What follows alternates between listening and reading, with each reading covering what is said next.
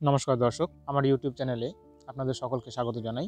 মালদ্বীপে চালু হতে চলেছে ভারতের রুপে পরিষেবা। তবে কবে চালু হচ্ছে তার সঠিক তারিখ এখনও জানানো হয়নি।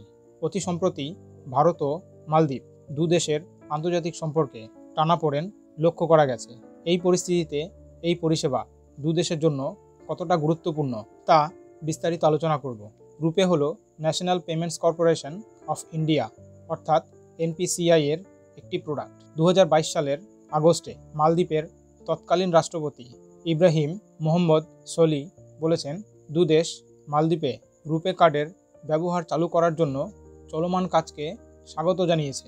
মালদ্বীপে রুপে পেমেন্ট চালু হলে মুদ্রা সমস্যা, বিশেষ করে ডলার ঘাটতির সমস্যাকে মোকাবিলা করা যাবে।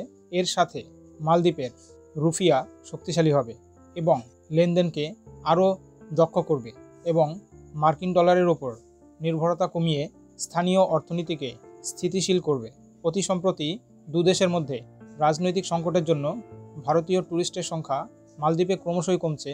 এই পরিস্থিতিতে এই রুপে পেমেন্ট মালদ্বীপে চালু হলে ভারতীয় ট্যুরিস্টদের মালদ্বীপে পেমেন্ট করতে সুবিধা হবে, যার ফলে মালদ্বীপে ভারতীয় ট্যুরিস্টের সংখ্যা পুনরায় বৃদ্ধির সম্ভাবনা রয়েছে।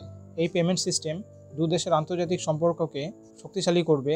এক্ষেত্রে জানিয়ে রাখি, চীন যেভাবে মালদ্বীপকে প্রভাবিত করার চেষ্টা করছে, এই পরিস্থিতিতে চীন ও মালদ্বীপের সম্পর্ক ক্রমশই ঘনিষ্ঠ হচ্ছে।